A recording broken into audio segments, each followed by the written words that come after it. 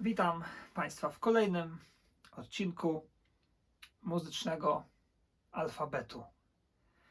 Odcinku dla mnie osobiście niezwykle szczególnym, ważnym, innym od wszystkich.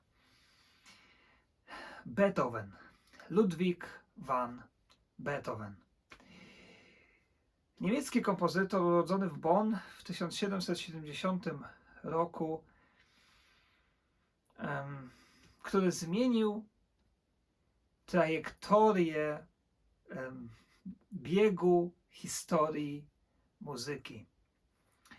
Czasem zdarzają się w różnych dziedzinach życia tacy ludzie wielcy, którzy swoją determinacją, siłą, niezłomnością, wiarą w to, co robią, bez względu na wszystkie trudności, które ich spotykają, czasem niezrozumienie świata, potrafią zmienić historię, potrafią zupełnie otworzyć drzwi do czegoś nowego. Taki właśnie był Ludwig van Beethoven. Ogromna inspiracja dla wielu. Jak Państwo wiecie, ten alfabet nie ma na celu podawania Państwu suchych faktów biograficznych, bo można to wszystko przeczytać już nawet nie tylko w książkach w dzisiejszych czasach, ale przede wszystkim w internecie. Mamy całą tą wiedzę na wyciągnięcie ręki, więc nie o tym będzie dzisiejszy odcinek. Ale jak to w tym muzycznym alfabecie, który trwa i trwać będzie, nazywa się on muzycznym alfabetem Grzegorza Niemczuka, czyli moim, i ma na celu bycie takim bardzo osobistym i subiektywnym alfabetem i taką podróżą przez wszystkie, może nie wszystkie, ale większość muzycznych terminów, zagadnień, kompozytorów, wszystkiego związanego z muzyką, które w jakiś sposób mnie też interesuje, dotyka lub zmienia moje życie. I o tym właśnie są te filmy. Więc mam nadzieję, że dlatego tu Państwo jesteście. A więc dziś o tym, czym dla mnie jest Ludwig van Beethoven. A jest postacią niezwykłą, która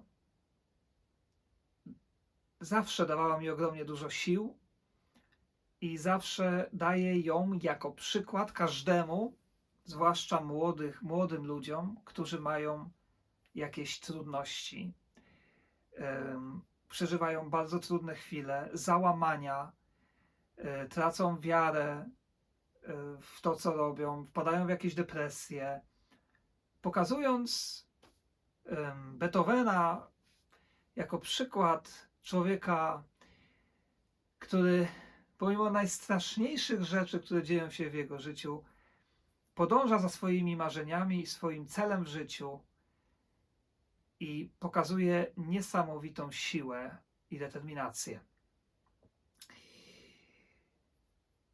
Udowadnia, że niemożliwe nie istnieje. To człowiek, który w życiu miał kilkukrotnie załamania nerwowe. To najsłynniejsze i najbardziej bolesne i najtrudniejsze to był moment, kiedy dowiedział się, że traci słuch i że traci ten słuch bezpowrotnie. A chciał popełnić samobójstwo. Właściwie to naprawdę przeżywał to. Trudno sobie nawet wyobrazić kompozytora, muzyka, który całe życie chce poświęcić muzyce, że nagle zaczyna tracić słuch. A więc swoją właściwie najważniejszą rzecz, najważniejszy instrument. Ja przyznam, że kilka lat temu miałem taki moment w swoim życiu, taką sytuację, że zrozumiałem Beethovena bardzo, ale to naprawdę bardzo dobrze. Bowiem również straciłem w lewym uchu słuch. Praktycznie prawie do końca, całkowicie. Miałem tylko może 20%, jak badałem słuch. To, co słyszałem, prawda? I teraz, co gorsza, proszę sobie wyobrazić, że lekarz, do którego poszedłem, powiedział mi bez żadnego przygotowania, po zbadaniu mnie, powiedział mi, że zapisał mnie na jakieś leczenie i tak dalej, ale powiedział mi takie słowa: no ja panu nie daję gwarancji, że panu ten słuch wróci. Proszę sobie wyobrazić moje uczucie. To był właśnie taki stan beethovenowski. Na szczęście wróciło, ale uczucia nie zapomnę do końca życia. Beethoven kojarzy mi się również z artystką, którą poznałem dzięki moim filmom chopinowskim, wybitną, wspaniałą artystką malarką z Rumunii, Katalin Zoltan, która jest w Beethovenie zakochana. I jest dla niej on również bardzo ważny. I ten oto obraz, proszę Państwa, ten portret Beethovena, właśnie autorstwa Katalin, otrzymałem w prezencie. Jest to niezwykle dla mnie cenny prezent i zawsze dodaje mi dużo sił, zwłaszcza w trudnych chwilach. Bo Beethoven udowadnia, że wszystko jest możliwe i daje siłę. I dlatego polecam czytać Beethovena, jego biografię. Jest bardzo dużo. Ja mogę polecić te książki, które mam i które czytałem. Biografię, którą uwielbiam, to jest biografia George'a Marka, George Marek, biografia geniusza, a również mała książeczka Witolda Hulewicza Przybłęda Boży. Jeśli Państwo znacie inne książki o Beethovenie, to bardzo proszę pisać w komentarzach, bo na pewno to będzie dla wszystkich słuchaczy i widzów tych filmów bardzo cenna wskazówka. Dla obcojęzycznych osób, które znają angielski, również jest wspaniała pozycja o sonatach Ludwika van Beethovena Charlesa Rosena. Nie mam akurat tutaj okładki, ale tak ta książka wygląda. Tak więc te książki bardzo, bardzo polecam. Beethoven napisał bardzo dużo muzyki fortepianowej, mnóstwo. Napisał 32 sonaty fortepianowe, bardzo dużo wariacji, 5 koncertów fortepianowych, z których wszystkie są wspaniałe. I znamy oczywiście, najbardziej znany utwór to jest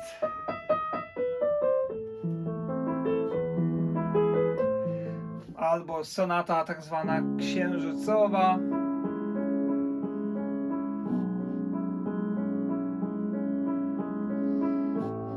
prawda, albo patetyczna,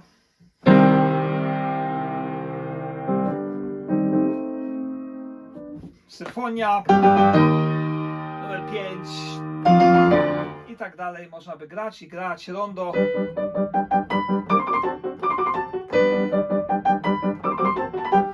To wszystko jest Beethoven. Bardzo wszechstronny. Ta muzyka jest bardzo różna w charakterze. Utwór, który grałem dla Państwa na początku, to jest ostatnia część jego ostatniej sonaty fortepianowej, którą napisał c-moll op. 111, którą również bardzo gorąco polecam. Uwielbiam grać sobie ten utwór czasem nawet sam dla siebie jako rodzaj modlitwy, bo Beethoven, gdy wchodzi w taki właśnie nastrój kontemplacji, to tak naprawdę tą muzykę pisze dla Boga. I ona ma w sobie niesamowitą moc i niesamowity spokój. I na koniec tego filmu jeszcze powiem Państwu również o bardzo trudnej dla mnie właściwie doświadczeniu. Najtrudniejszy czas w moim życiu, który był nie tak dawno, bo we wrześniu 2022 roku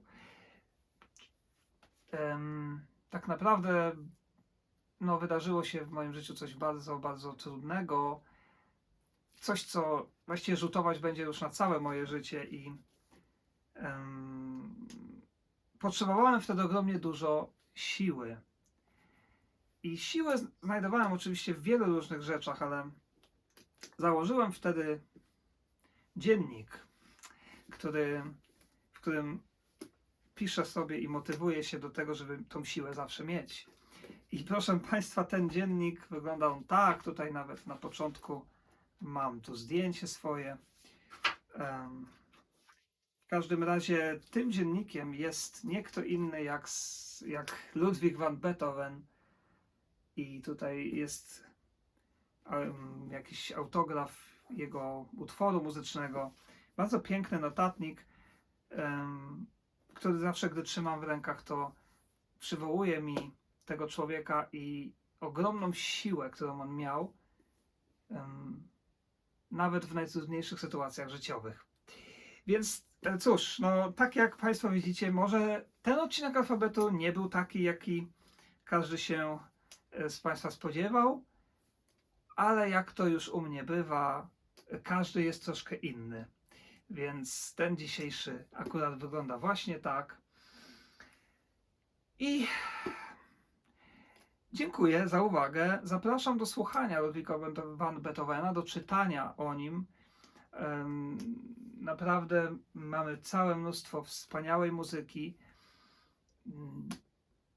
I cóż, do zobaczenia w kolejnych odcinkach.